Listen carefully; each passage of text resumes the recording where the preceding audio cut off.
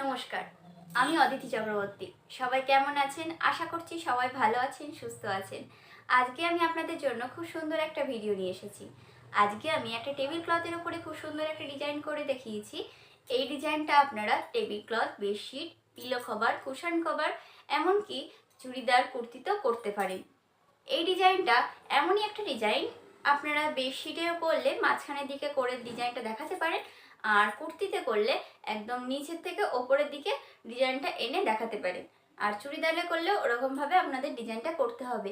খুবই নতুনত্ব আর আকর্ষণীয় ডিজাইনটা, খুবই সুন্দর লাগবে এইসব ডিজাইনগুলো করলে। যদি আপনাদের এই ভিডিওটা ভালো লেগে থাকে তবে লাইক, কমেন্ট, শেয়ার করে দেবেন, আর চ্যানেলটিকে সাবস্ক্রাইব করে আমাকে এগিয়ে যেতে আরও সাহায্য করবেন।